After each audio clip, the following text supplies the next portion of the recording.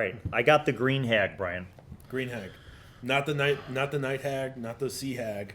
The green one. And for those of you following along in your monster manual, this is page 177. I'm going to read the first part of this, or reread it rather, because I think this alludes to how I would use the green hag in an encounter. So, the green hag. The wretched and hateful green hags dwell in dying forests, lonely swamps, and misty moors, making their homes in caves. Green hags love to manipulate other creatures into doing their bidding, masking their intentions behind layers of deception. That's the crucial part. They lure victims to them by mimicking voices, calling out for help, or drive unwanted visitors away by imitating the cries of fierce beasts. Obsession with tragedy. Green hags revel in the failings and tragedies of other creatures. They derive joy from bringing people low and seeing hope turn into despair, not just for individuals, but also for whole nations. Wow. All right, so first of all, let's talk about their challenge rating. So CR3, they're not in and of themselves super powerful, but I think in a coven that could be dangerous. And I think that's true of all the hags, right? Like, yeah. They're far more powerful in covens than they are. Their abilities are pretty crazy. So they're amphibious. So if you're in a swamp, that's kind of scary. Innate spellcasting. So they get to use dancing lights, minor illusion, vicious mockery. I think used appropriately, those three things in combination can be crazy powerful. I mean, by themselves, whatever, but mimicry, so they can mimic animal sounds and humanoid voices. Then you have illusory appearance, so they can basically illusion themselves to appear a certain way. It doesn't hold up perfectly, so it sounds kind of like a racial disguised self.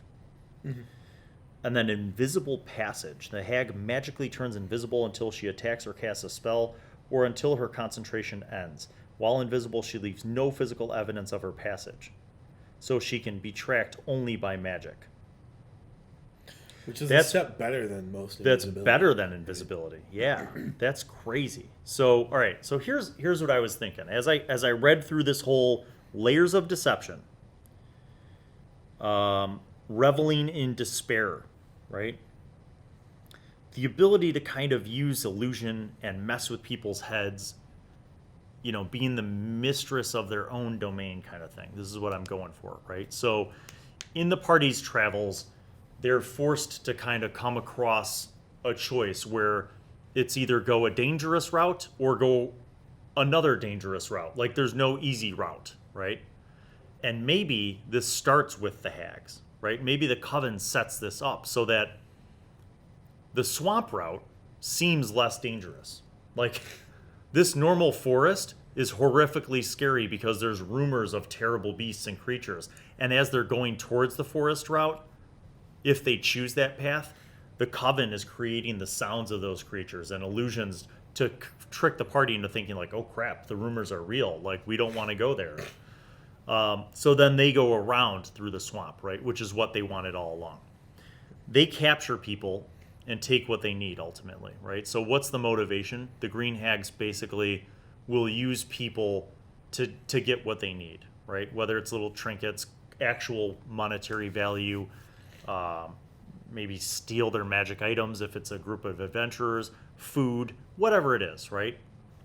They lure these people into their swamps, and then they just mess with the party, right? Starting with like splitting the party up, okay? And then capturing the weakest member of the party and bringing them back to the cave. But then they interrogate that weakest member of the party, find out what that person sounds like, talks like, looks like, and then they use their coven to like have one of them appear to be the member. So the party's like, oh, let's go over there. And then an animal sound, and they split them up. They continuously split them up. And what the hags would ultimately try to do is find the most good members of the party, right? So your paladin, your hero, your cleric, whatever, and basically mess with them the most. The person who represents hope the most is the one that they really want to mess with, right? So the hag would then appear as maybe like to offer an option. Be like, well, you can rescue your friend who we've kidnapped, but there's a price. You either rescue your friend or this innocent child. And we're going to put the innocent child in a box and submerge them in the water somewhere in the swamp. And if you don't find them in time, the innocent child will drown. And for every 10 minutes that it takes you to find the innocent child, we're going to take off one of your friend's fingers or some horrific threat, right?